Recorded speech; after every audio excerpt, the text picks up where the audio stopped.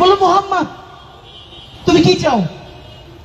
যদি এই আরবের সব থেকে সুন্দর নারী চাও, অথবা যে কোনো সম্পদ চাও, আমরা তোমার জন্য দিব। একজন উত্তর দিয়ে নাজারের, তবুও তুমি এখান থেকে সরে আসো। আল্লাহ রাসূলের যে দিনের দাওয়াত, এটা তো বিপ্লব। আল্লাহ রাসূল বললেন, লাওয়াদা আশ-শামসা ফি ইয়ামিনি ওয়াল কামারা ফি শিমালি, যদি পুরো সূর্য এসে ডান হাতে দাও, চন্দ্র এনে বাম হাতে দাও, তবু এই দিনের দাওয়াত থেকে আমি সরে যাব না। বন্ধুরা, এই তাওহীদের জমিন,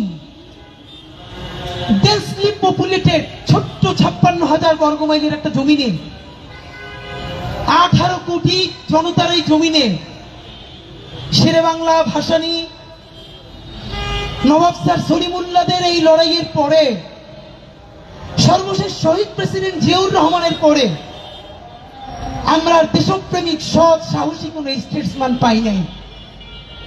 গত 40 বছরে যারা এই জনপ্রিয় হয়েছে, এই জনপ্রিয়তারে সেল কইরা আমাদের দেশটার স্বাধীনতারে কেজি দরে বিক্রি করে দিচ্ছে।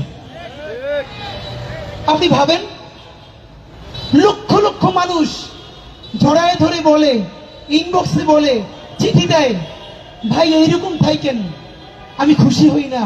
আমি ভাবি 18 কোটি মানুষ কি পরিমাণ হেল্পলেস, কতটা কণ্ঠহীন হলে, কতটা দুর্বল হলে সে দেখে এই জমিনের যত রাজনীতিবিদ কেউ তার কণ্ঠস্বর হয়ে কথা বলে না।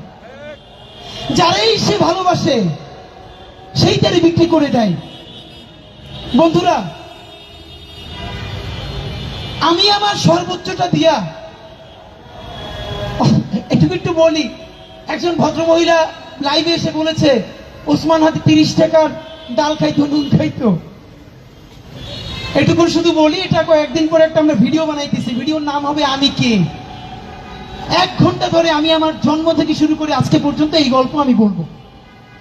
শুধু বলি, এই গণ অভ্যুত্থানের পরে যেই ছেলেরা মেয়েরা এখন পর্যন্ত দেশব্যাপী পরিচিত, আল্লাহর অসীম রহমতে, ওসমান হাদির আব্বা আম্মার দোয়ায়, গণ অভ্যুত্থানের আগে ওসমান হাদির থেকে সচ্ছলতার জীবন আল্লাহ আর কাউরি দেয় নাই। আমি যখন ভার্সিটির ফার্স্ট ইয়ারে পড়ি, তখন থেকে সাইফুরসের পান্থপথ এবং মৌচাক ব্রাঞ্চের আমি সব থেকে জনপ্রিয় টিচারদের একজন। আমি যখন ফার্স্ট ইয়ারে পড়ি, তখন ভার্সিটি অ্যাডমিশনের জন্য একটা ইংলিশ বই লিখছিলাম, চান্স প্লাস। 5 বছরে রেকর্ড পরিমাণ বিক্রি হয়েছে বইটা।